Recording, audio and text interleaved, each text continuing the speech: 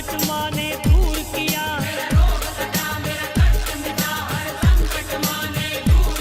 भूले थे कभी जो गरूर किया, मेरे अभिमान को चूर किया,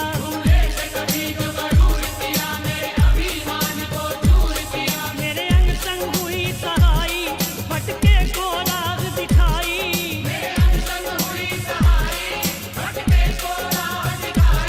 क्या लीला मान रचाई, मैं कुछ भी समझ ना पाता, मुझे इतना दिया मेरी माता,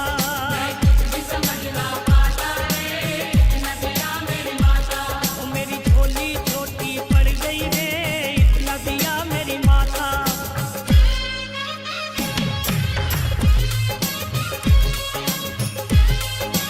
hello hello hello hello hello hello hello hello hello hello hello hello hello. Good morning good morning good morning जी, क्या हाल चाल आप सभी के। जय माता दी जय माता दी जी, जय माता दी आप सभी को। के साकार करे,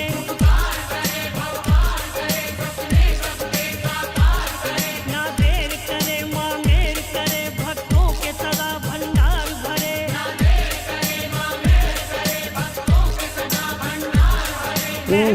इलाही माँ की, दुनिया न संभाली माँ की,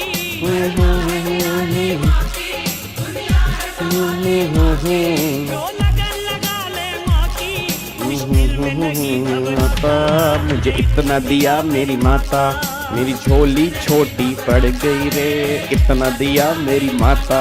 मेरी झोली हाँ जी, very good morning Preeti, good morning Varun, good morning good morning Jyotsna, good morning Sagar, good morning Shivani. ओ शिवानी लगती है नानी, good morning Chahat, good morning Harsh, good morning Alok, good morning Akash, very good morning Muskan. क्या हाल चाल हैं आप सभी के। बढ़िया, मस्त मौज बहार, जिंदगी बढ़िया चल रही है आपकी। अब पता आप क्या कर रहे हैं, आप रिकॉर्डेड बैच की तरफ बढ़ रहे हैं। मेरे को जो लग रहा है आप चाहते हैं कि सर रिकॉर्डेड दे दो, हम अपनी स्पीड पे देख लेंगे, वैसे मेरे लिए भी वो इजी हो जाएगा। ठीक है, चलो कोई बात नहीं, अभी 2-3 दिन और ट्राई करते हैं, शायद कुछ बच्चे धीरे धीरे लाइव आ जाएं। ठीक है, नहीं तो फिर ऐसा करेंगे, रिकॉर्डेड क्लास में डेली रिकॉर्ड करके डाल दिया करूंगा, आप उसको देख लेना। ठीक है, चलो अब एक बार सारे के सारे बच्चे एक बार फटाफट से यहाँ पे आ जाओ जी। अब आज वाली क्लास जो है वो बहुत इंपॉर्टेंट होने वाली है। आज वाली क्लास हमारी बहुत इंपॉर्टेंट होने वाली है। आज हमारी आईबीसी की रिवीजन क्लास नंबर, पहली बात तो 7 है। सेक्शन 3 तक, सेक्शन 3 तक हम पूरा आईबीसी रिवाइज कर चुके हैं, वहां तक की हमने केस स्टडी भी रिवाइज कर ली है। अब आज से जो हम स्टार्ट करेंगे, आज से हम सेक्शन नंबर 4 स्टार्ट करेंगे। ठीक है ना, आज से हम क्या करेंगे, आज से हम सेक्शन नंबर 4 अपना स्टार्ट करेंगे। और मैं बता दूं, सेक्शन नंबर 4 आपको मैंने पहले भी कहा था, सेक्शन नंबर 4 से लेके 77 कैपिटल ए तक जितने भी आपके सेक्शंस है ना, वो सारे के सारे सीआईआरपी के हैं जी। ठीक है जी, मतलब वैसे सीआईआरपी के जो सेक्शंस हैं, वैसे वो सेक्शन नंबर 4 से लेके 32 ए तक है, मतलब जहां पे इंसॉल्वेंसी प्रोसेस चलेगा। फिर सेक्शन नंबर 33 से आपका लिक्विडेशन वाला पोर्शन स्टार्ट हो जाता है। ठीक है, मतलब ये लगा लो कि 4 से लेके 77 की जो सीरीज है ना, ये बहुत इंपॉर्टेंट सीरीज है। चाहे मैं सीआरबीआई वाले आईबीसी की बात करूं, चाहे मैं इलेक्टिव वाले आईबीसी की बात करूं, ये दोनों के लिए बहुत इंपॉर्टेंट है। बात समझ में आ रही है ना, तो यहां लगा लो मेन आज से हमारी जर्नी स्टार्ट हो रही है। ठीक है ना, आज से हमारी जर्नी स्टार्ट हो रही है, बस ये पर ध्यान दो। ठीक है, चलो इधर देखो ध्यान से, अब एक बार फटाफट से यहां पे आ जाओ जी। अब जो हमारा सेक्शन नंबर 4 से लेके 77 ए है, ये हमारा पार्ट नंबर 2 है। अच्छा, आप मेरे को बताओगे आईबीसी को मैंने कितने पार्ट्स में डिवाइड किया था जी? हाँ जी, जल्दी बताओ जी, याद है आईबीसी को मैंने कितने पार्ट्स में डिवाइड किया था? अगर आपको थोड़ा बहुत याद आ रहा हो, आईबीसी को टोटल मिला के हमने, मेरे को याद आ रहा है 5 पार्ट्स में डिवाइड किया था, अगर आपको याद आ रहा है। ठीक है ना, आईबीसी को टोटल हमने 5 पार्ट्स में डिवाइड किया था।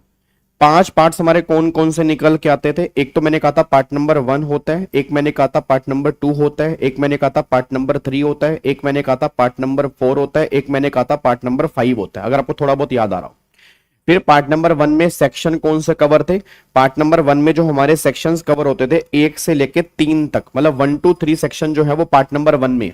अच्छा, क्या पार्ट नंबर 1 जो है, क्या वो पार्ट नंबर 1 कॉर्पोरेट पर्सन पे एप्लीकेबल है, इंडिविजुअल पे एप्लीकेबल है, पार्टनरशिप फर्म पे एप्लीकेबल है, या सब पे एप्लीकेबल है? वो सब पे एप्लीकेबल है, क्योंकि पार्ट नंबर 1 की हेडिंग क्या निकल के आती है? प्रीलिमिनरी। तो मतलब पार्ट नंबर 1 हर पर्सन पे एप्लीकेबल होगा। तो पार्ट नंबर 1 हमारा कंप्लीट हो चुका है, उसको हमने अच्छे तरीके से रिवाइज कर लिया।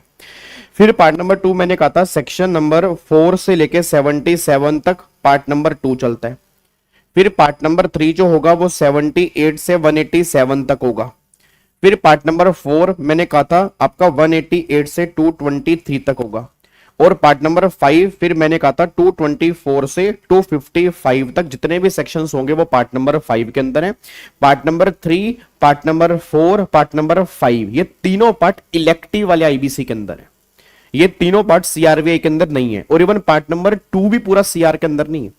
अगर मैं पार्ट नंबर 2 की बात करूंगा, जहां पर हमारा सेक्शन नंबर 62 है ना, अप्रोक्सीमेट वहीं तक हमें सीआरवीआई में कंप्लीट करना है। उसके बाद जो पेनल्टीज वाले सेक्शंस है वो इलेक्टिव वाले आईबीसी में है, वो सीआरवीआई वाले आईबीसी में तुम्हें देखने को नहीं मिलेंगे। तो मतलब ये बात तो कंफर्म है कि पार्ट नंबर 1 पूरा सीआरवीआई के अंदर है, पार्ट नंबर 2 भी ऑलमोस्ट पूरा जो है वो सीआरवीआई के अंदर है, but part number 3, part number 4 and part number 5 मैंने कहा था वो इलेक्टिव वाले आईबीसी में होगा, वो सीआर वाले आईबीसी में नहीं होगा जी।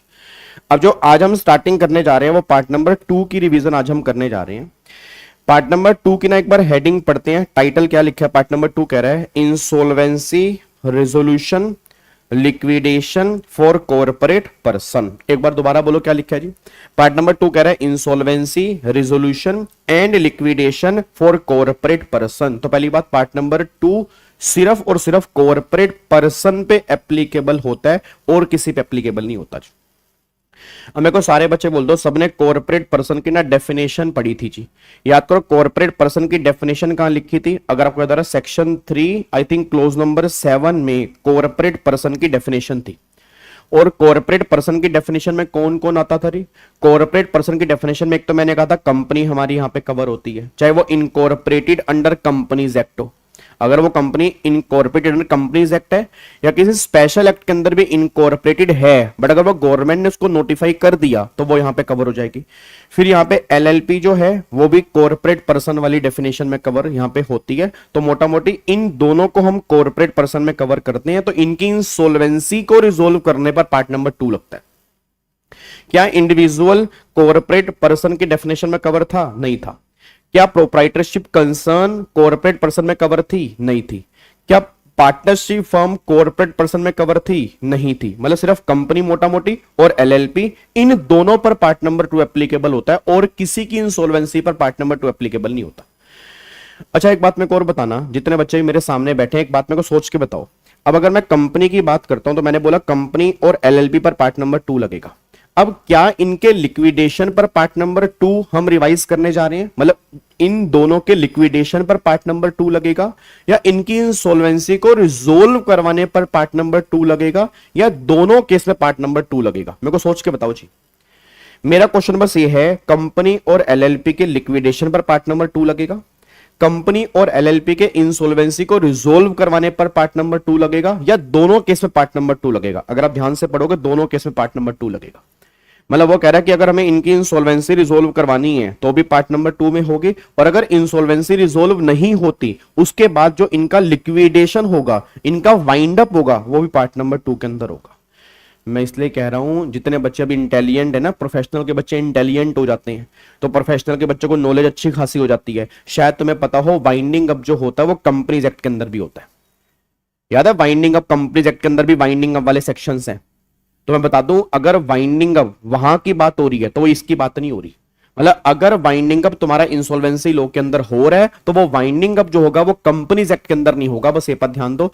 और अगर आपको याद आ रहा हो, रेगुलर बैच वाले बच्चे याद करो, हमने वाइंडिंग अप वाला चैप्टर किया था, आपको मैंने सीआर के अंदर करवाया था। वहां पर मैंने कहा भी था कि वहां पर एक केस पहले होता था कि अगर आपने पेमेंट करने में डिफॉल्ट कर दिया तो उस केस में वाइंडिंग अप वहां पे होता था, बट वहां से वो डिलीट करके अब वो इंसॉल्वेंसी के लॉ में आ चुका है। इट मींस अगर किसी कंपनी का वाइंडिंग अप इंसॉल्वेंसी के लॉ में हो रहा है तो उसका वाइंडिंग अप जो है वो कंपनीज एक्ट में नहीं होगा, बस ये पर ध्यान दो जी। क्या बात मेरी समझ में आ रही है? सेक्शन 237 तो नहीं है यार, इतना तो मेरे को भी याद है, मेरे ख्याल से 237 तो नहीं है, if I am not wrong I think 270 या 271 आई थिंक सेक्शन है, 237 तो नहीं है। एक बार चेक करके मेरे को बताओ वाइंडिंग अप का। मेरे ख्याल से जहां पर वो ग्राउंड्स दिए हुए हैं, मल्टीपल ग्राउंड्स हमारे दिए हुए हैं, तो आई थिंक 271 या 2 मतलब 270 की सीरीज में मुझे लग रहा है वहां पे कोई सेक्शन है।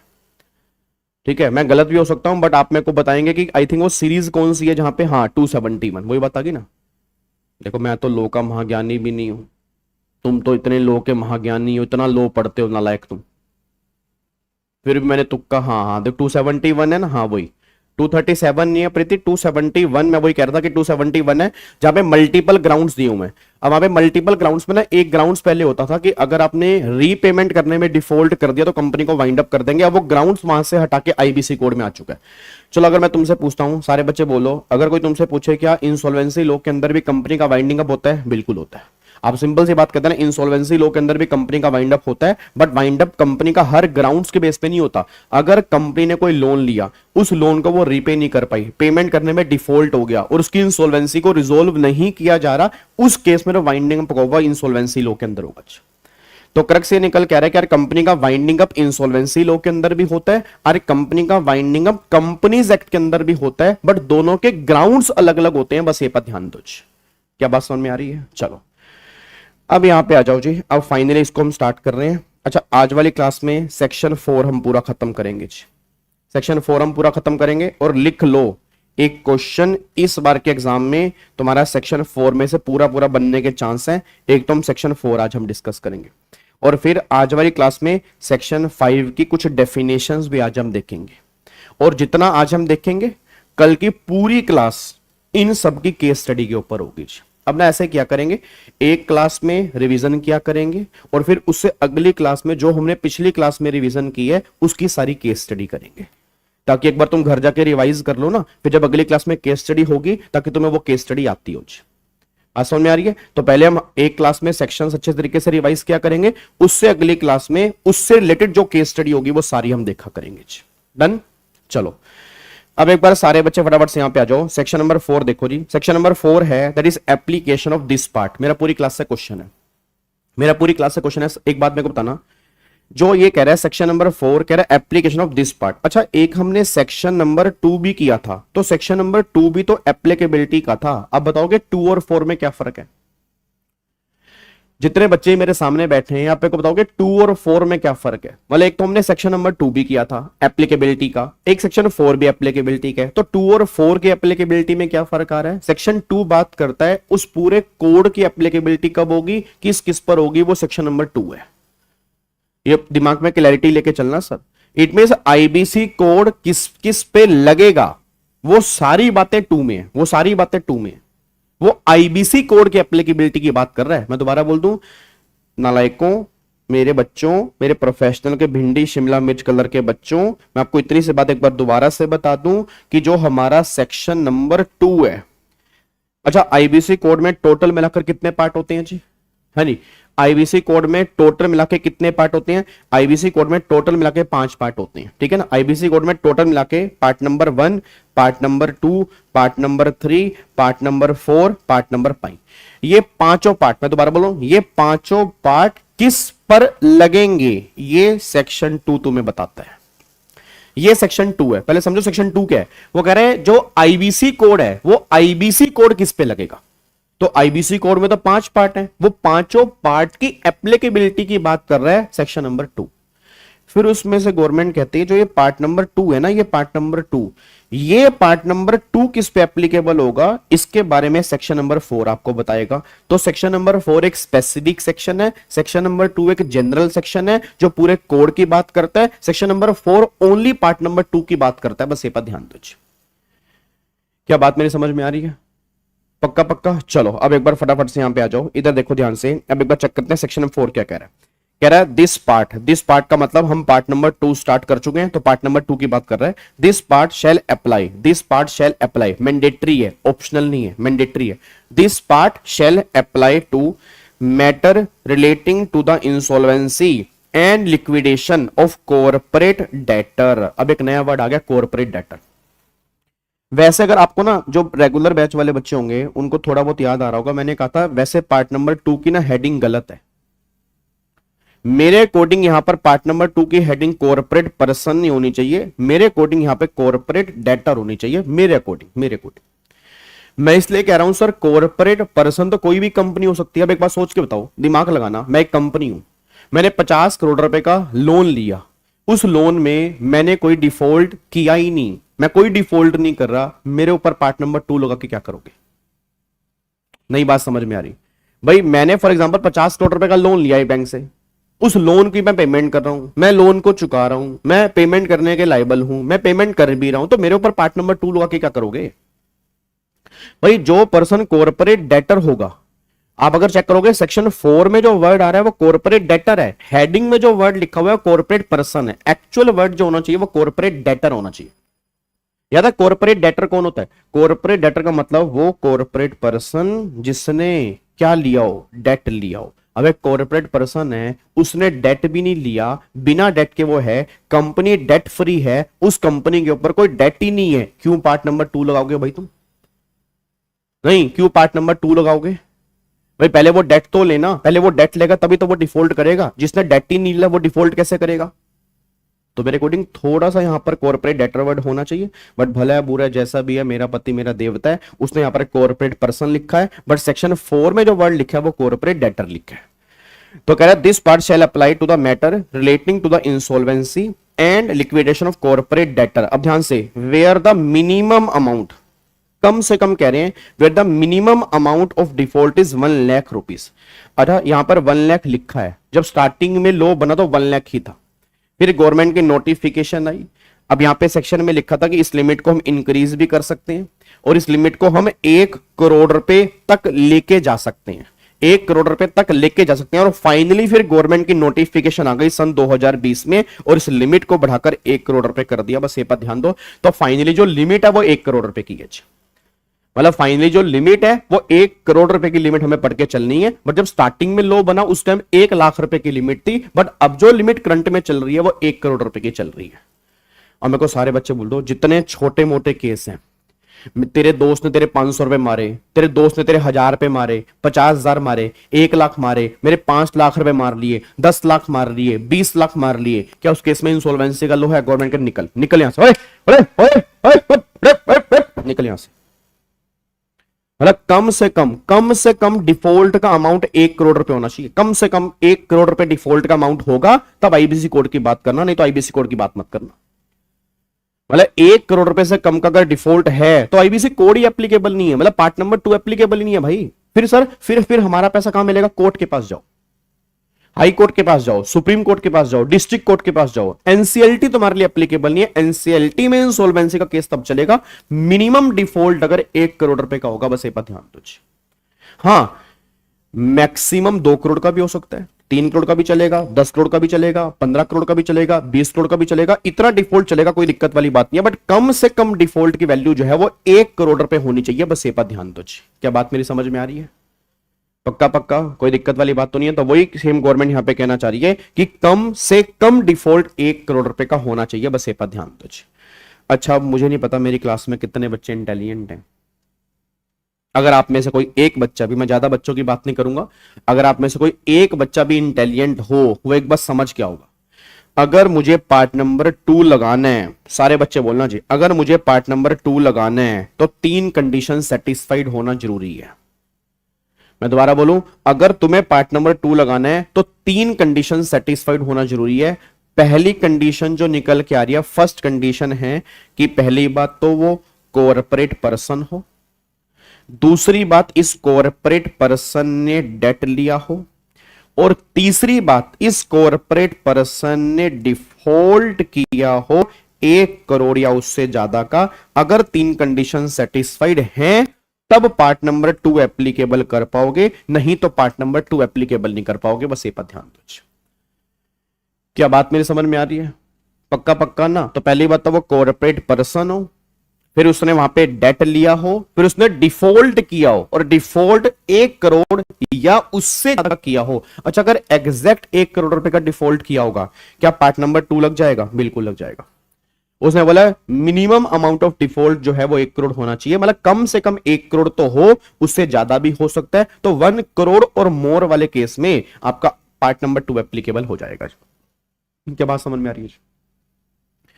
तो ये दिमाग में क्लैरिटी लेके चलना चाहिए। देखो बातें छोटी छोटी हैं, रेगुलर बेस तो नहीं है हमारा, ये ऑब्वियस सी बात है, रिवीजन क्लास है, बट बातें छोटी छोटी है, दिमाग में घुसा के चलना, ठीक है ना, बिल्कुल दिमाग में घुसा के चलना कि पहली बात, पहली कंडीशन, पहली बात तो वो कॉर्पोरेट पर्सन होना चाहिए। दूसरी बात, उसने डेट लिया हुआ होना चाहिए। तीसरी बात, जो वो डिफॉल्ट करेगा वो 1 करोड़ उससे ऊपर का होगा, तब आईबीसी कोड एप्लीकेबल होगा। अच्छा मेरे को सारे बच्चे बोल देना, एक इंडिविजुअल है, इंडिविजुअल ने 5 करोड़ रुपए का लोन लिया था और उसने डिफॉल्ट कर दिया, क्या पार्ट नंबर 2 लगा दोगे? मतलब ही पैदा नहीं होता जी, मतलब ही पैदा नहीं होता। अगर मैंने 5 करोड़ रुपए का लोन लिया और मैंने डिफॉल्ट कर दिया, पार्ट नंबर 2 एप्लीकेबल नहीं है, माना डिफॉल्ट है, माना 1 करोड़ से ऊपर का है, बट भाई मैं कॉर्पोरेट पर्सन नहीं हूं ना, उस केस में पार्ट नंबर 2 नहीं लगेगा। अच्छा अगर मैं कॉर्पोरेट पर्सन हूं, मैंने 2 करोड़ रुपए का लोन लिया और मैंने डिफॉल्ट नहीं किया, क्या पार्ट नंबर 2 लगेगा? ऑब्वियस सी बात है नहीं लगेगा जी, ऑब्वियस सी बात है नहीं लगेगा, क्योंकि मैंने डिफॉल्ट तो किया ही नहीं ना, डिफॉल्ट भी तो पहले करूंगा। डेट लेना सफिशिएंट नहीं है, डेट के साथ में डिफॉल्ट करना भी चेक करना पड़ेगा, बस ये पर ध्यान दो जी। अच्छा अगर मान लो मैं कॉर्पोरेट पर्सन हूं, मैंने 80 लाख रुपए का लोन लिया और 80 लाख के डेट का डिफॉल्ट कर दिया, क्या पार्ट नंबर 2 लगेगा? अगेन पार्ट नंबर 2 नहीं लगेगा, क्योंकि डिफॉल्ट 1 करोड़ से ऊपर का नहीं है, बस ये पर ध्यान दो जी। क्या बात समझ में आ रही है? अच्छा मैं कॉर्पोरेट पर्सन हूं, मैंने 2 करोड़ रुपए का लोन लिया जिसमें से 1 करोड़ 20 लाख रुपए चुका दिए और 80 लाख रुपए का डिफॉल्ट किया, क्या पार्ट नंबर 2 लगेगा? अगेन पार्ट नंबर 2 नहीं लगेगा, क्योंकि डिफॉल्ट जो है वो 80 लाख रुपए का। लोन 2 करोड़ रुपए का है, मैं दोबारा बोलूंगा, लोन 2 करोड़ रुपए का, बट लोन कितने का लिया मैटर ये नहीं कर रहा, डिफॉल्ट कितने का किया मैटर ये कर रहा है, बस ये पर ध्यान दो। आई होप आपको छोटी छोटी बातें समझ में आ रही है, क्लैरिटी है दिमाग में? पक्का पक्का लास्ट टाइम बोल दो, 3 कंडीशन कौन सी है? कॉर्पोरेट पर्सन हो, उसने डेट लिया हो, डिफॉल्ट किया हो 1 करोड़ या उससे ऊपर का, उस केस में पार्ट नंबर 2 एप्लीकेबल हो जाएगा, बस ये पर ध्यान दो। हाँ तीनों कंडीशन, बिल्कुल तीनों कंडीशन सेटिस्फाइड होना बहुत जरूरी है, तब जाके पार्ट नंबर 2 की एप्लीकेबिलिटी होगी, नहीं तो पार्ट नंबर 2 की एप्लीकेबिलिटी नहीं होगी। ये बात क्लियर है? पक्का पक्का इसको लॉक कर सकते हैं। चलो अब यहां पर वापस देखो जी, अब उसके बाद देखो उसने बोला फिर यहां पर प्रोवाइडेड दैट, अब वो कह रहा है प्रोवाइडेड दैट सेंट्रल गवर्नमेंट, अब यहां पे एक पॉइंट और होगा पीपीआईआरपी का, पीपीआईआरपी का पॉइंट होगा, इसको हम आगे रख के डिस्कस करेंगे, ठीक है ना। एक तो सीआईआरपी होता है, एक पीपीआईआरपी भी होता है, मतलब गवर्नमेंट एक नया इंसॉल्वेंसी में कॉन्सेप्ट लेकर आई थी पीपीआईआरपी का, तो वहां पर गवर्नमेंट ने लिमिट नोटिफाई कर रखी है 10 लाख रुपए की, ठीक है ना। तो इसको हम डिस्कस करेंगे, pre package insolvency resolution process, इसको हम पीपीआईआरपी के नाम से जानते हैं, जो आगे जाके हमारा आएगा, ठीक है। अब ये एनालिसिस दे रखा है, देखो वही बात है जी, provision related to insolvency resolution and liquidation process corporate person are cover in part number 2 of code, this part comprise 7 chapter, इस पार्ट में 7 चैप्टर हैं। कितने चैप्टर हैं? 7 चैप्टर हैं, सेक्शन 4 से लेके 77A of the code. Each chapter deal with different issue relating to insolvency resolution and liquidation of corporate person, मतलब हर चैप्टर अलग अलग इशू से मतलब रिजोल्व करेगा अलग अलग इशू को, ये सारी बातें यहां पे आती हैं। अब यहां पे वो कहानी लिख रखी है जो हम आगे रख के धीरे धीरे करेंगे कि इंसॉल्वेंसी कितने दिन में रिजोल्व होगी, सीओसी अपॉइंट होगी, रेजोल्यूशन प्रोफेशनल आएगा, आईआरपी आएगा, तो मतलब पूरी समरी दे रखी है सीआईआरपी की कि पहले तुम एप्लीकेशन फाइल करोगे, फिर एनसीएलटी के पास जाओगे, मोरेटोरियम लगेगा, आईआरपी के अपॉइंटमेंट करोगे, क्लेम मंगाओगे, सीओसी बनाओगे, आरपी अपॉइंट करोगे, फिर कंट्रोल दोगे उसको, फिर वैल्यूएशन ऑफिसर अपॉइंट करोगे, फिर इंफॉर्मेशन मेमोरेंडम, ये आगे जाके हमारा आना ही है। वैसे भी मतलब इन्होंने एक पूरा फ्लो समझा दिया कि सीआईआरपी के अंदर प्रोसेस क्या क्या होता है, और अगर फाइनली इंसॉल्वेंसी रिजोल्व नहीं होगी तब जाके फिर गवर्नमेंट करी वहां पे लिक्विडेशन की बात होगी, बस ये पर ध्यान दो। क्लियर है? तो मोटा मोटी ये हमारा सेक्शन नंबर 4 था, लॉक कर दूं? पक्का पक्का? क्या कंडीशन समझ में आई बताओ, जल्दी बोलो क्या कंडीशन समझ में आई? कि पहली बात कॉर्पोरेट पर्सन होना चाहिए, दूसरी बात उसने क्या लिया हो, डेट लिया हो, तीसरी बात उसने क्या किया हो, डिफॉल्ट किया हो, बट डिफॉल्ट कितने का किया हो, 1 करोड़ या उससे ऊपर का, तब जाके पार्ट नंबर 2 लगाना, नहीं तो पार्ट नंबर 2 मत लगाना चाहिए। ठीक है जी, चलो अब इसको लॉक कर देते हैं। अब हम आ जाते हैं सेक्शन 4 के बाद सेक्शन 5। अब इधर सुनो ध्यान से सारे के सारे बच्चे, हेलो भाई साहब इधर सुनो। अब सेक्शन 5 जो है ना वो डेफिनेशन का है। अब मेरे को सारे के सारे बच्चे बताना सेक्शन 5 डेफिनेशन का है, बट डेफिनेशन तो हमारी सेक्शन नंबर 3 के अंदर भी थी यार। हाँ नहीं, मेरे को सारे बच्चे बोलना डेफिनेशन तो हमारी सेक्शन नंबर 3 के अंदर भी थी। अब सेक्शन 3 में भी डेफिनेशन थी, सेक्शन 5 में भी डेफिनेशन है। दोनों की डेफिनेशन में फर्क क्या है?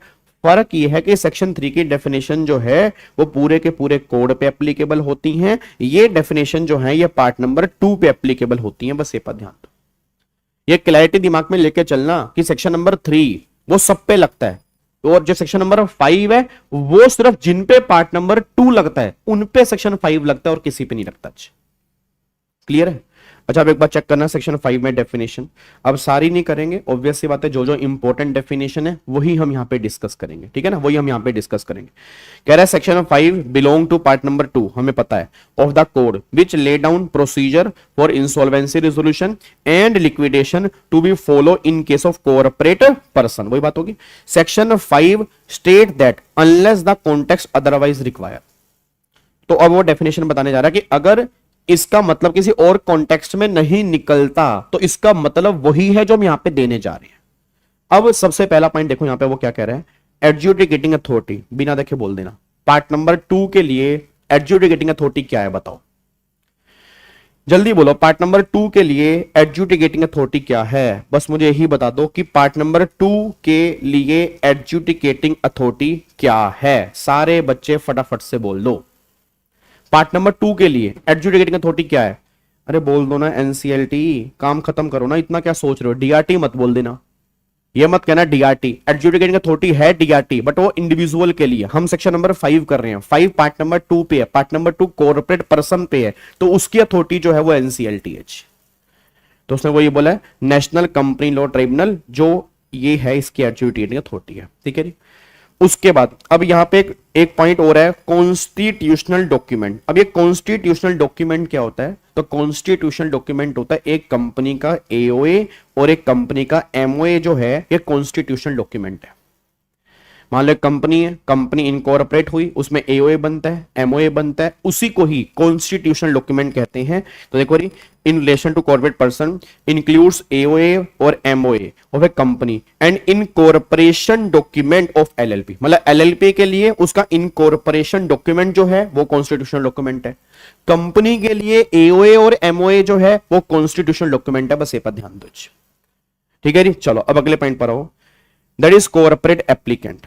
ये डेफिनेशन मार्क कर लो जी अपने मॉड्यूल में। मैं उम्मीद कर रहा हूं कि आप मॉड्यूल साथ में लेके बैठे, ठीक है ना, क्योंकि बच्चों को प्रॉब्लम आती है सर मॉड्यूल मॉड्यूल मॉड्यूल नहीं किया, मॉड्यूल नहीं किया, तो इसलिए मैं सारी रिवीजन मॉड्यूल से ही करा रहा हूं। आई होप तुम्हारे पास मॉड्यूल होगा, ठीक है ना। तो मॉड्यूल में चीजें हाईलाइट करते रहना। कॉर्पोरेट एप्लीकेंट, इसको मार्क कर लेना मोस्ट इंपोर्टेंट, इसको मार्क कर लेना मोस्ट इंपोर्टेंट। ये डेफिनेशन जो है मोस्ट इंपोर्टेंट है, ये डेफिनेशन जो है ये मोस्ट इंपोर्टेंट है, ये वाली डेफिनेशन। और इससे इवन अगली डेफिनेशन को भी मार्क कर लो, कॉर्पोरेट गारंटर की, ये भी मोस्ट इंपोर्टेंट है। पता इंपोर्टेंट क्यों है? अब देखो, एक डेफिनेशन कॉर्पोरेट गारंटर की, उससे रिलेटेड आप चेक करो, 1, उसके बाद 2, 3, 4, 5, 6, ठीक है, फिर 7, उसके बाद अभी खत्म नहीं हुआ 8, मतलब 8 केस लो डिसाइडेड हैं। और ये टोटल 8 नहीं है, कम से कम 20 से ऊपर होंगे। 8 तो वो हैं जो मोस्ट इंपोर्टेंट केस लो हैं, जो आपके मॉड्यूल में एक डेफिनेशन से रिलेटेड कॉर्पोरेट गारंटर, तो आप समझ सकते हो वो कितनी इंपोर्टेंट होगी। बात समझ में आ रही है? तो इसमें तो दुनिया जहान की केस स्टडी, हर बार एग्जाम में केस स्टडी कई ना कई बार इसमें से टकरा जाती है। तो जहां पे केस स्टडीज, जहां पे केस लो ज्यादा होते हैं ना, आप अपने आप समझ लो वो डेफिनेशन इंपॉर्टेंट है, क्योंकि तुमने एग्जाम देखे होंगे उसमें लिखा तो होता है कि एज पर डिसाइडेड केस लो हमें आंसर दो। तो जहां पे डिसाइडेड केस लो जिस डेफिनेशन में ज्यादा होंगे ना, या जिस भी सेक्शन के अंदर ज्यादा होंगे, आप ये मान लो कि वो इंपॉर्टेंट है बस। तो ये डेफिनेशन जो है बहुत इंपॉर्टेंट होने वाली, आज वाली क्लास में ही हम खत्म करेंगे। अब यहां पे एक बार आना, पहले एक बार देखते हैं कॉर्पोरेट एप्लीकेंट। अच्छा, जिसने पहले आईबीसी का लॉ पहले पढ़ा हुआ है, मैं उम्मीद कर रहा हूं कि आप में से कुछ बच्चों ने पहले पढ़ा होगा। आप मेरे को बताओगे कॉर्पोरेट एप्लीकेंट वर्ड कहां पे आता है? थोड़ा बहुत याद करने की कोशिश करो, ये वर्ड तुमने पहले कहां पे देखा है? आईबीसी में पहले कहां पे देखा हुआ है? कोशिश करो याद करने की। ये वर्ड तुमने आईबीसी में पहले कहां पे देखा हुआ है? मतलब ये डेफिनेशन हम क्यों पढ़ रहे हैं, थोड़ा बहुत किसी को याद आ रहा हो जी कि ये वर्ड सर हमने इस सेक्शन के अंदर देखा था? याद है कुछ? नहीं याद आ रहा? इधर देखो ध्यान से नालायकों, सेक्शन 10 हमारा आगे जाके आएगा। यस यस, कुछ बच्चों को शुक्र है भगवान का याद है। सेक्शन 10 में ये वर्ड आएगा, याद है? सेक्शन 6 में क्या होता है कि कौन कौन इंसॉल्वेंसी प्रोसेस इनिशिएट करेगा। फिर 7 में फाइनेंशियल क्रेडिटर एप्लीकेशन डालता है, 8 और 9 में ऑपरेशनल क्रेडिटर एप्लीकेशन डालते हैं, और 10 में गवर्नमेंट कहती है कॉर्पोरेट एप्लीकेंट जो होता है वो एप्लीकेशन डालता है। अब कॉर्पोरेट एप्लीकेंट एप्लीकेशन डालता है, तो कॉर्पोरेट एप्लीकेंट में कौन कौन आएगा वो बताने जा रहे हैं। तो उसने बोला कॉर्पोरेट एप्लीकेंट मींस, पहली बार डेफिनेशन जो है वो एग्जॉस्टिव डेफिनेशन है, डेफिनेशन इंक्लूसिव डेफिनेशन नहीं है। तो कह रहा है कॉर्पोरेट एप्लीकेंट मींस, अब मींस में क्या क्या आएगा? पहला कॉर्पोरेट डेटर, मतलब एक कॉर्पोरेट डेटर। कॉर्पोरेट डेटर कौन हुआ? जिसने डेट लिया हुआ है, जिसने डेट लिया हुआ है। ऑब्वियस सी बात है उसने डिफॉल्ट किया होगा 1 करोड़ या उससे ऊपर का, तभी ये कोड लग रहा है। तो ये कह रहा है जिस कंपनी को खुद लग रहा है कि अब वो पैसा नहीं चुका सकती और डिफॉल्ट 1 करोड़ उससे ऊपर का है और उसको लग रहा है कि मैं नहीं चुका पाऊंगी, तो वो कंपनी खुद अपने ही अगेंस्ट इंसॉल्वेंसी प्रोसीडिंग स्टार्ट करवा सकती है। भाई होता है ना कि अपनी गलती खुद मान लेना, भाई अपनी गलती खुद मान लेना कि भैया दूसरे क्या बोलेंगे, मैं खुद ही कह रहा हूं मैं गलत हूं, मेरा सरेंडर है जी। यार एक बात मेरे को बताओ, सोसाइटी वाले तुम्हें ताने मारते नहीं मारते? इंसान अपने आप से कहां ही हारता है। जितने बच्चे मेरे सामने बैठे हैं, तुम खुद नहीं हार सकते भाई, तुम्हें हारने के लिए दूसरों की जरूरत होती है और दूसरे तुम्हें हरा रहे हैं, सोसाइटी तो हरा रही है। 4 लोग जिनके मुंह बाहर चल रहे हैं कि तेरे से नहीं हो पाएगा, उसने भी ट्राई किया था, देख ले ट्राई करके, पेपर बड़ा टफ आता है, तू नहीं कर पाएगा, ऐसा हो ही नहीं सकता, तूने कभी मुश्किल तो अटेम्प्ट ही नहीं किया। यही लोगों की वजह से आप डिमोटिवेट हो रहे हो। इंसान अपने आप से तो कभी डिमोटिवेट, उसको लगता है वो अपने आप से हो रहा है, बट वो जिनकी बातें सोच के वो डिमोटिवेट हो रहा है, चेक करना वो बातें किसी और की हैं, वो बातें तुम्हारी नहीं है।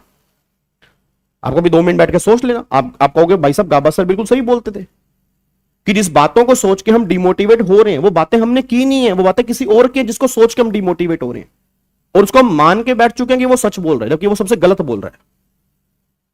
तो भाई अपने अंदर एक मोटिवेशन लेके आया करो, अपने अंदर सेल्फ मोटिवेशन बहुत इंपॉर्टेंट है। इग्नोर किया करो बाहर वाले क्या बोल रहे हैं, बाहर वाली दुनिया कभी शांत नहीं होती। बात समझ में आ रही है? तो एक बात मेरे को सोच के बताओ, अब मान लो मैं हूं, मैं अपनी गलती एक्सेप्ट कर रहा हूं, मैं खुद कह रहा हूं, यार तुम क्या बोलोगे, मैं खुद कह रहा हूं, मैं खुद मान रहा हूं कि मैं इस कंपनी का डिफॉल्ट कर चुका हूं, मैं पैसा नहीं चुका पाऊंगा। क्या फाइनेंशियल क्रेडिटर बोलेगा, क्या ऑपरेशनल क्रेडिटर बोलेगा, उसके आने से पहले मैं खुद ही अपने अगेंस्ट इंसॉल्वेंसी प्रोसीडिंग स्टार्ट करवाना चाह रहा हूं कि प्लीज आप मेरे अगेंस्ट में इंसॉल्वेंसी प्रोसेस स्टार्ट कर दो, क्योंकि मैं पैसे नहीं दे सकता। वो बाद में एप्लीकेशन डालेंगे, पहले मैं एप्लीकेशन डाल रहा हूं। तो गवर्नमेंट ने कहा तू भी अपनी एप्लीकेशन डाल सकता है, कोई दिक्कत वाली बातें नहीं है, कोई दिक्कत नहीं है। कॉर्पोरेट डेटर, तो कॉर्पोरेट डेटर मतलब जिसने डेट ली है वो अपने अगेंस्ट एप्लीकेशन डाल सकता है।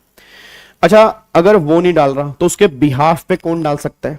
तो गवर्नमेंट ने बोला ए मेंबर मतलब शेयर होल्डर, एक कंपनी का शेयर होल्डर उस कंपनी के अगेंस्ट एप्लीकेशन डाल सकता है, या एक एलएलपी का पार्टनर एलएलपी के लिए आ गया तो एलएलपी नहीं डाल रही बट एलएलपी का पार्टनर, ऑब्वियस बात है मेजॉरिटी ऑफ पार्टनर, उसके अंदर लिखा होगा, देखो उसने आगे लिखा है who is authorise to make an application for the corporate insolvency resolution process, जिसको ऑथोराइज किया जाएगा, और द पीपीआईआरपी, वही बात हो रही है ऐसा केस में भी, under the constitutional document of corporate data. मतलब जो कॉर्पोरेट डेटर का कॉन्स्टिट्यूशनल डॉक्यूमेंट है, कंपनी के लिए एओए एमओए, अभी हम ऊपर पढ़ के आए हैं, एलएलपी के लिए इनकॉर्पोरेशन डॉक्यूमेंट, उसमें जिसको ऑथोराइज किया जाएगा, जैसे मान लो उसमें लिखा है एलएलपी के 4 पार्टनर हैं, अगर 3 पार्टनर मेजोरिटी एग्री हो जाते हैं, अप्रूवल दे देते हैं, तो एक पार्टनर जो है वो एप्लीकेशन डाल सकता है। ऐसे शेयर होल्डर कि उसमें एमओए के अंदर लिखा हुआ है, ए के अंदर लिखा है एसआर पास अगर हो जाएगा तो शेयर होल्डर उसके कंपनी के बिहाफ पे एप्लीकेशन डाल सकते हैं। तो ऑथराइज होना चाहिए पहली बात, बट शेयर होल्डर और पार्टनर भी एप्लीकेशन डाल सकता है उनके बिहाफ पे।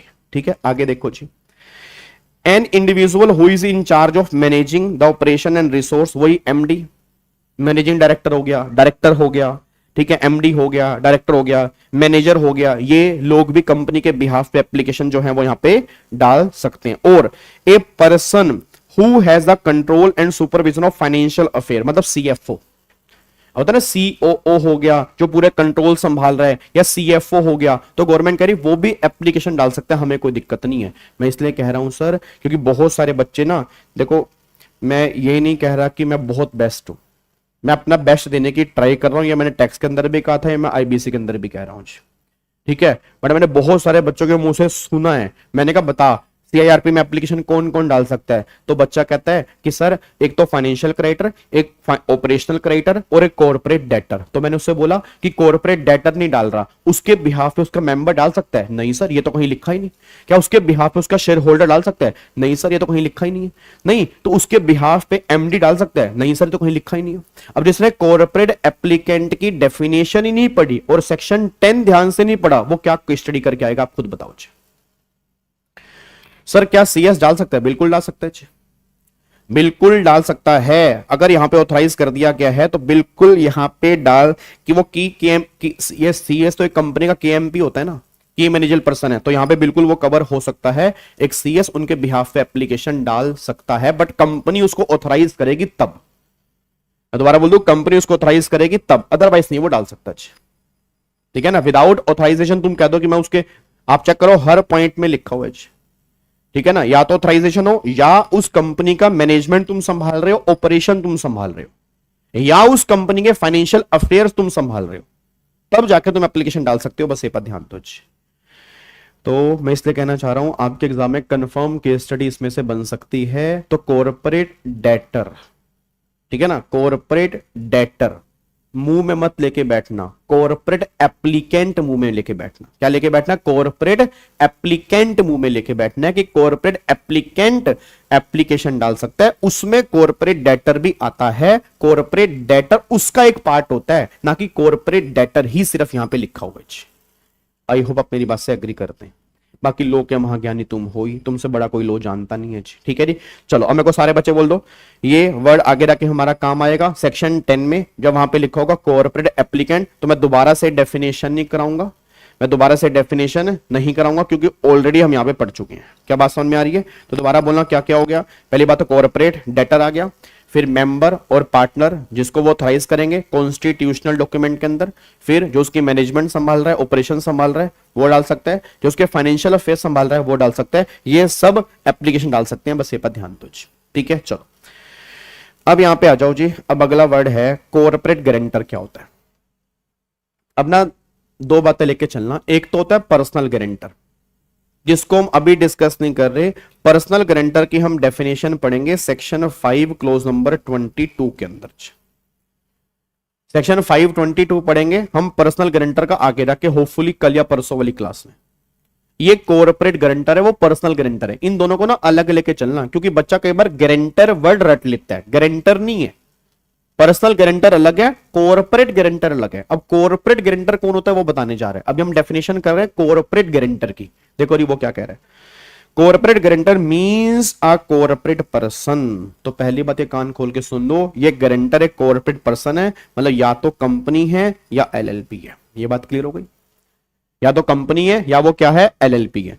तो corporate guarantor means a corporate person who is the surety in a contract of guarantee to a corporate debtor. मतलब एक कॉर्पोरेट पर्सन जिसने श्योरिटी दी है एक कॉर्पोरेट डेटर की, मतलब जिसने लोन लिया हुआ है उसकी गारंटी एक कॉर्पोरेट पर्सन ने दी है, तो वो कॉर्पोरेट पर्सन जो है वो कॉर्पोरेट गारंटर है। बस ये पर ध्यान दो।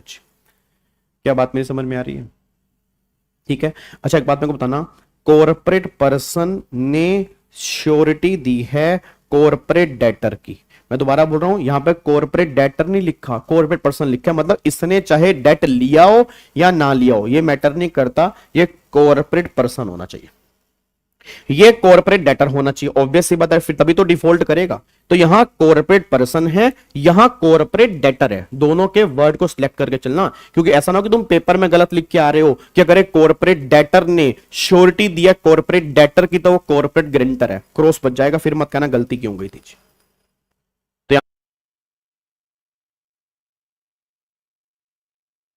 Hello hello hello hello hello hello hello hello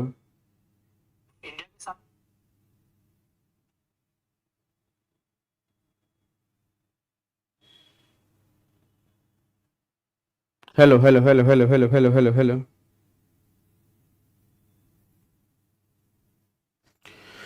चलो जी, इधर देखो ध्यान से। अभी लाइट गई हुई है, अभी सोसाइटी में जनरेटर चला है, तो आओ जी फटाफट से। इधर देखो ध्यान से, अब एक बार सारे बच्चों को वैसे मैंने ग्रुप में डाल दी है, ठीक है। तो अभी हम क्लास स्टार्ट करते हैं। आ जाओ जी, आ जाओ। इधर देखो ध्यान से, अब एक बार फटाफट से यहाँ पे आ जाओ जी।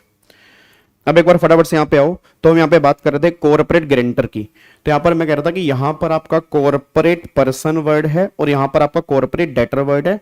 तो अगर किसी कॉर्पोरेट पर्सन ने श्योरिटी दी है कॉर्पोरेट डेटर की, तो वो कॉर्पोरेट गारंटर वाली कैटेगरी में कवर हो जाएगा। अब यहाँ पे बहुत सारे केस लो, बहुत सारे डिसाइडेड केस लो इससे रिलेटेड दिए हुए हैं। अब यहीं से जो हम कल करेंगे ना, कल जो मैंने कहा था कल हम बहुत सारी केस स्टडी करेंगे, तो कल जो हम केस स्टडी करेंगे वो इसके रिगार्डिंग ही करेंगे। तो फिर आंसर गलत मत देना, अभी ध्यान से पढ़ लेना यहाँ पे क्या लिखा हुआ है। सबसे पहला केस लो चेक करो, वो क्या कह रहा है। कह रहा है if CRP has been initiated against the corporate debtor, मतलब कॉर्पोरेट डेटर के अगेंस्ट सीआरपी इनिशिएट हो चुकी है। The insolvency and bankruptcy process against the personal guarantor, against the personal guarantor, वैसे ये है कॉर्पोरेट गारंटर का सेक्शन, बट इन्होंने पर्सनल गारंटर को भी यहां पे कवर किया। Personal guarantor can be file under section 62 before the same NCLT and not before the DRT. याद है ये पॉइंट तो हम पहले भी पढ़ चुके थे, ये पॉइंट तो हम पहले ही पढ़ चुके थे। पर्सनल गारंटर मैं बता दूं, पर्सनल गारंटर जो होता है वो एक इंडिविजुअल होता है, मतलब वो कहना चाह रहा है कि एक इंडिविजुअल ने एक कॉर्पोरेट डेटर की गारंटी ली हुई है और कॉर्पोरेट डेटर का केस एनसीएलटी के पास चल रहा है, तो उस इंडिविजुअल जो पर्सनल गारंटर है उसका केस भी उसी सेम एनसीएलटी के पास चलेगा, डीआरटी के पास नहीं चलेगा। बस ये पर ध्यान दो। तो ये बात तो हम पहले भी डिस्कस कर चुके हैं कि भैया अगर मैंने गारंटी ली है कॉर्पोरेट डेटर की, उसने डिफॉल्ट कर दिया, उसका केस अगर एनसीएलटी के पास है तो मेरा केस भी सेम एनसीएलटी के पास जाएगा। चाहे मैं इंडिविजुअल हूं तो भी मेरा केस एनसीएलटी के पास जाएगा, मेरा केस डीआरटी के पास नहीं जाएगा। बस ये पर ध्यान दो। क्या बात मेरी समझ में आ रही है? पक्का पक्का। चलो अब अगले पॉइंट पर आओ। फिर वो कह रहा है without initiating CRP against the principal borrower it is open to financial creditor to initiate CRP under section 7 against the corporate guarantor as the creditor is also the financial creditor को है corporate guarantor। ये बहुत important case लो है, यहां पे ध्यान देना चाहिए। ये बहुत इंपॉर्टेंट केस लो है, ये बहुत इंपॉर्टेंट केस लो है। अब मैं इसलिए कह रहा हूं इंपॉर्टेंट केस लो इसलिए है, मान लो फॉर एग्जांपल एक कॉर्पोरेट डेटर है, वो कह रहे हैं उसने डेट लिया, उसने डिफॉल्ट किया। अब फाइनेंशियल क्रेडिटर इसके अगेंस्ट एप्लीकेशन इनिशिएट नहीं कर रहा, वो डायरेक्टली कॉर्पोरेट गारंटर के अगेंस्ट में एप्लीकेशन इनिशिएट करना चाह रहा है without initiate the application of principal borrower. क्या वो पॉसिबल है? तो ये जजमेंट कह रही है बिल्कुल पॉसिबल है। सुप्रीम कोर्ट की जजमेंट है, ये जजमेंट कहना चाह रही है कि कॉर्पोरेट गारंटर भी एक तरह से फाइनेंशियल क्रेडिटर के लिए कॉर्पोरेट डेटर ही माना जाएगा, इसलिए वो इसको डायरेक्टली एप्लीकेशन फाइल कर सकते हैं। बस ये पर ध्यान दो। सर किसी भी केस में गारंटर का केस डीआरटी में नहीं चलेगा ना? हाँ, एनसीएलटी के पास ही जाएगा, चाहे वो पर्सनल गारंटर हो चाहे वो कॉर्पोरेट। कॉर्पोरेट गारंटर का तो वैसे भी एनसीएलटी के पास जाएगा, पर्सनल गारंटर का भी नहीं नहीं नहीं। अगर वो सामने वाला डेटर इंडिविजुअल है और मैं भी इंडिविजुअल हूं तब डीआरटी के पास जाएगा ना भाई। लोन प्रिंसिपल बोरोर कौन है वो चेक करो बस। अगर प्रिंसिपल बोरोर मान लो फॉर एग्जांपल इंडिविजुअल है और पर्सनल गारंटर है तो डीआरटी के पास जाएगा। अगर प्रिंसिपल बोरोर कॉर्पोरेट डेटर है और मैं इंडिविजुअल हूं तब मेरा केस एनसीएलटी के पास जाएगा। बट अगर गारंटर कॉर्पोरेट पर्सन है तो हमेशा फिर एनसीएलटी के पास जाएगा, वहां पर डीआरटी का मतलब ही नहीं है, चाहे वहां पर प्रिंसिपल बोरोर जो हो वो इंडिविजुअली क्यों ना हो, क्योंकि गारंटी देने वाला वहां पे कौन हो गया? गारंटी देने वाला जो है वो कॉर्पोरेट पर्सन हो गया। बस ये पर ध्यान दो। ठीक है, अब यहां पर इस केस को दिमाग में लेके चलना जी। सुप्रीम कोर्ट कहना चाह रहा है कि अगर आप प्रिंसिपल बोरोर के अगेंस्ट एप्लीकेशन इनिशिएट नहीं कर रहे तो without initiating application of principal borrower क्या तुम डायरेक्टली कॉर्पोरेट गारंटर के अगेंस्ट एप्लीकेशन इनिशिएट कर सकते हो? आंसर इज यस, कर सकते हैं, क्योंकि फाइनेंशियल क्रेडिटर के लिए गवर्नमेंट कह रही है वो भी कॉर्पोरेट डेटर ही माना जाएगा, तो आप डायरेक्टली वहां पर भी एप्लीकेशन इनिशिएट कर दो, कोई दिक्कत नहीं है जी।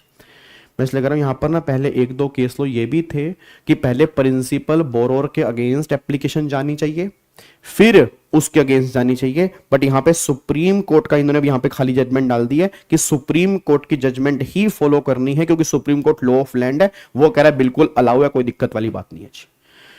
अगले पॉइंट पर आओ। फिर वो कह रहा है प्रिंसिपल कॉर्पोरेट डेटर, मतलब मेन principal borrower is discharge under the code not on the instance of creditor, मतलब क्रेडिटर ने माफ नहीं किया, but due to operation of law that is approval of resolution plan, उसके अगेंस्ट रेजोल्यूशन प्लान अप्रूव हो गया तो इसलिए वो डिस्चार्ज हो गया, इसलिए वो डिस्चार्ज हो गया। सर अभी भी ठीक से समझ नहीं आया, नालायक।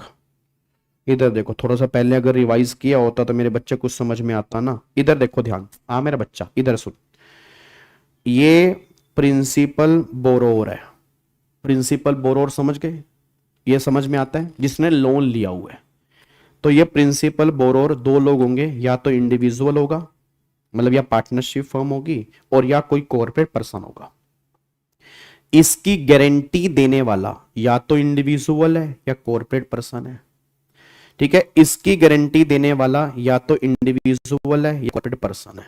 यहां तक क्लियर है। अब गवर्नमेंट कह रही है अगर प्रिंसिपल बोरोर इंडिविजुअल या पार्टनरशिप हमें गारंटी भी इंडिविजुअल ने दी है तो इसका केस डीआरटी के पास चलेगा। ये इंडिविजुअल पार्टनरशिप हमें प्रिंसिपल बोरोर, तो गारंटी किसने दी? एक कॉर्पोरेट पर्सन ने, तो इसको एनसीएलटी के पास लेके जाओगे। ये कॉर्पोरेट पर्सन है, गारंटी देने वाला इंडिविजुअल है, इसका केस एनसीएलटी के पास लेके जाओगे जी। और अगर ये कॉर्पोरेट पर्सन है, गारंटी देने वाला भी कॉर्पोरेट पर्सन है, इसका केस भी एनसीएलटी के पास लेके जाओगे। और इनका केस कहां से, इनका केस कहां जाएगा? इनका तो डीआरटी के पास जाएगा ही जाएगा, इनका केस एनसीएलटी के पास जाएगा जी। ये रेगुलर बैच के अंदर मैंने डायग्राम बनवाया था आपको स्टार्टिंग वाली क्लास के अंदर, पूरा गारंटर वाला। अगर आप डायग्राम नोट्स चेक करोगे, ये पूरा डायग्राम मैंने वहां पर बनवाया हुआ है जी। ठीक है, चलो वापिस आओ जी। इधर देखो ध्यान से, अब यहां पे एक बार चेक करना वो क्या कह रहा है। कह रहा है प्रिंसिपल डेटर, मतलब प्रिंसिपल बोरोर जो है is discharge under the code not on the instance of a creditor but the operation of law approval of resolution plan, hence the guarantor is not discharge of its liability merely because the creditor consented to a resolution plan of the principal debtor. क्या कहना चाह रहे हैं? हाँ जी, क्या कहना चाह रहा है? सारे के सारे बच्चे इधर देखो ध्यान से, कहना क्या चाह रहा है? ये कहना चाह रहा है जैसे मान लो ये प्रिंसिपल बोरोर है, ये प्रिंसिपल बोरोर है, इंसॉल्वेंसी में चला गया। आगे जाके जिसने आईबीसी पहले पढ़ा, मैं मान के चल रहा हूं कि आपने पहले थोड़ा बहुत आईबीसी पढ़ा हुआ है, तो वहां पे आप जानते हो रेजोल्यूशन प्लान बनता है। रेजोल्यूशन प्लान अप्रूव हो गया। जब रेजोल्यूशन प्लान अप्रूव हुआ तो ऑब्वियस सी बात है सीओसी की अप्रूवल चाहिए होती है। सीओसी मतलब कमेटी ऑफ क्रेडिटर्स, इसके अंदर क्रेडिटर्स हैं, इसने अप्रूव कर दिया होगा। रेजोल्यूशन प्लान अप्रूव हो गया तो ये अपनी लाइबिलिटी से डिस्चार्ज हो गया, क्योंकि जो रेजोल्यूशन प्लान अप्रूव हुआ उससे पेमेंट होगी। तो अब ये जजमेंट कहना चाह रही है भाई, ये जो यहां पे ये जो डिस्चार्ज हुआ प्रिंसिपल बोरोर अपनी लाइबिलिटी से, ये क्रेडिटर ने नहीं किया, क्रेडिटर ने माफ नहीं किया, वो तो रेजोल्यूशन प्लान अप्रूव हुआ। तो जैसे अप्रूव हुआ तो ऑटोमेटिकली वो लॉ की वजह से वो डिस्चार्ज हो गया। तो इट डजंट मीन कि जो इसका गारंटर है वो डिस्चार्ज हो गया ना। जब तक पूरी पेमेंट नहीं होगी तब तक गारंटर लायबल रहेगा। मतलब अगर रेजोल्यूशन प्लान अप्रूव हो गया उसके बावजूद भी गारंटर जो है वो लायबल रहेगा। गारंटर अपनी लायबिलिटी से डिस्चार्ज नहीं होगा जब तक फाइनल पेमेंट नहीं होगी। बस ये बात ध्यान दो जी। तो ये बात कहना चाह रहे हैं। तो देखो यहां पर वराज, मैंने आपको बताया था कि पहले आईबीसी की सारी क्लासेस देखो, जितनी भी टोटल 80 क्लासेस हैं वही सीक्वेंस में आपको देखनी है, और बाकी रिवीजन तो मैं करवा ही रहा हूं। आप साथ साथ रिवीजन, जैसे वहां रेगुलर लेक्चर देख रहे हो तो साथ साथ आप रिवीजन भी देख सकते हो जी, आपके लिए वो भी काम करेगा। और ये रिवीजन जून 26 के लिए भी एप्लीकेबल होगी बिल्कुल जी। ठीक है, चलो अब एक बार यहां पे देखो वो क्या लिखा हुआ है जी यहाँ पे।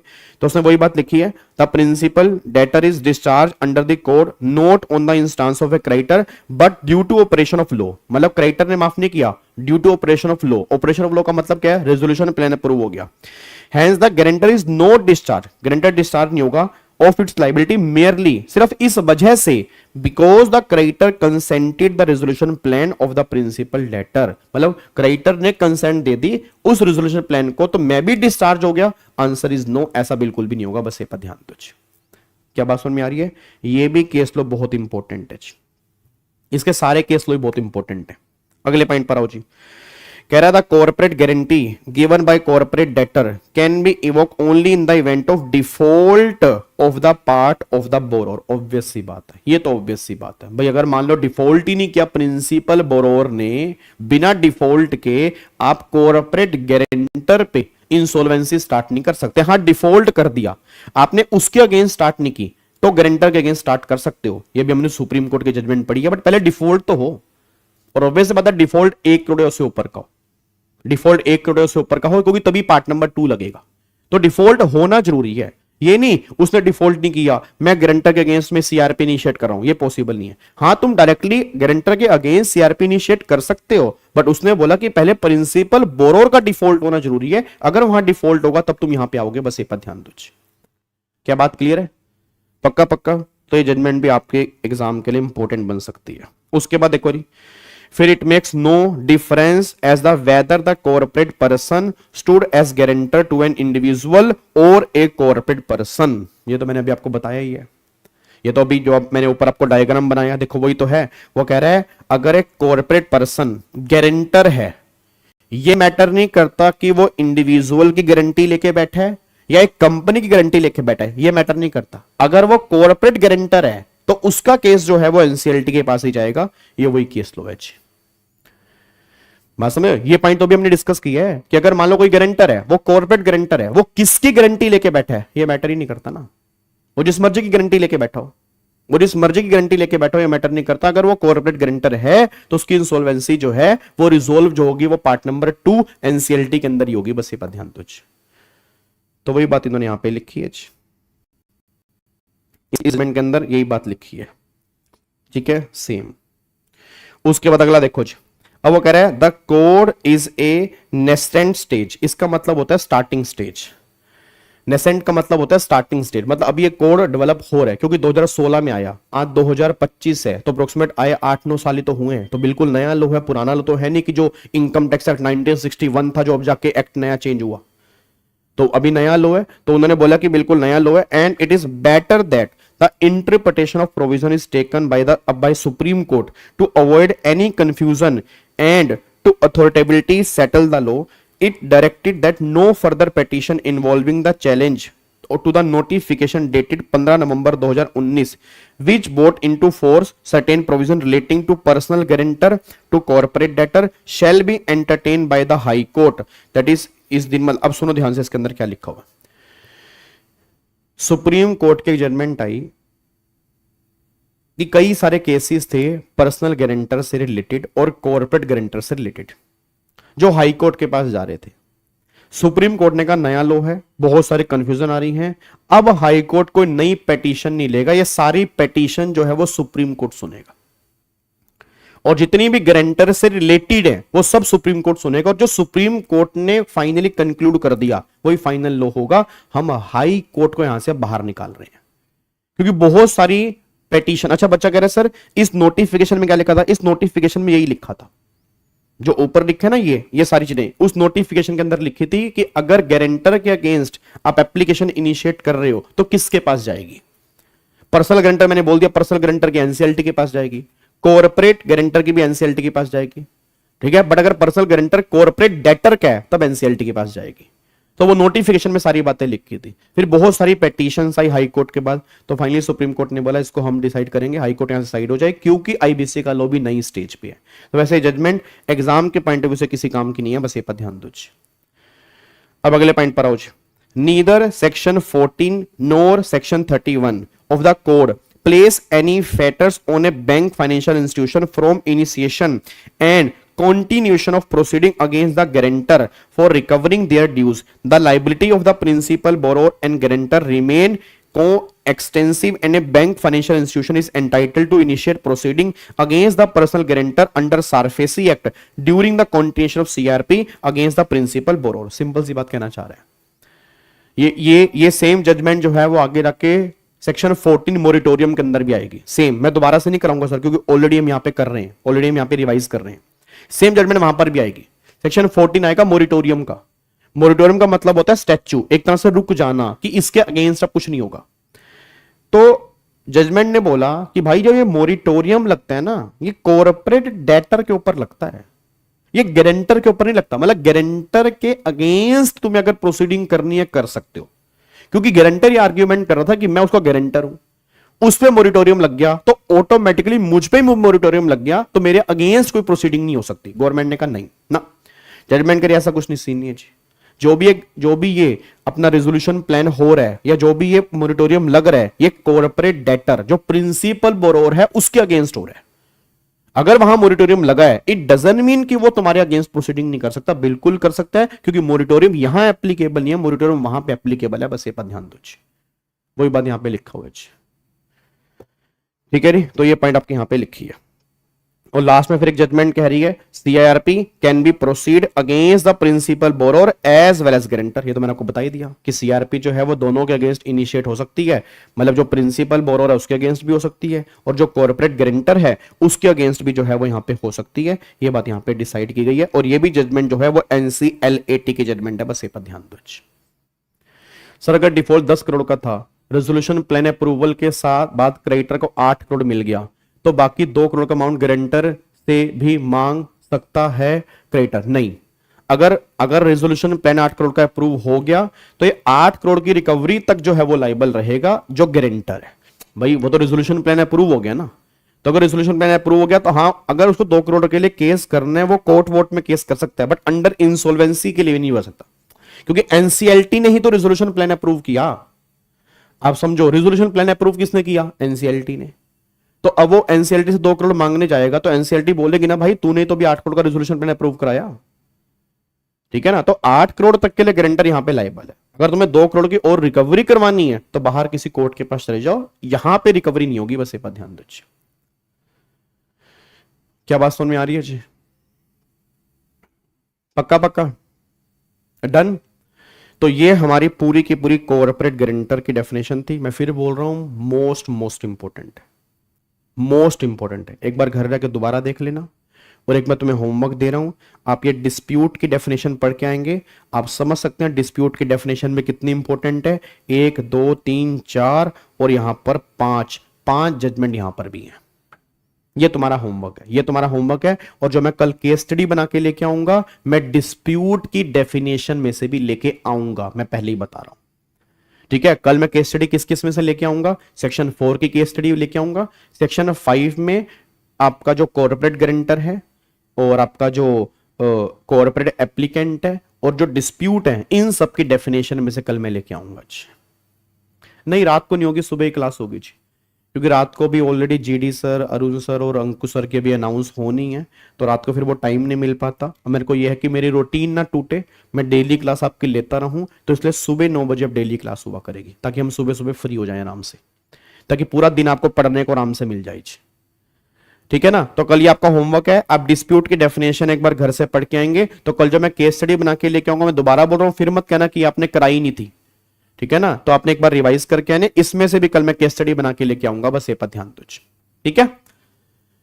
चलो तो फिर बाकी मिलते हैं कल वाली क्लास में, सेम टाइम सुबह 9 बजे सेम जगह। ओके जी, बाय बाय, टाटा, थैंक यू सो मच, जय हिंद, god bless you, love you all, bye bye, take care. और कोशिश किया करो सारे बच्चे लाइव ही अटेंड किया करो, कोशिश किया करो, ठीक है। Bye bye.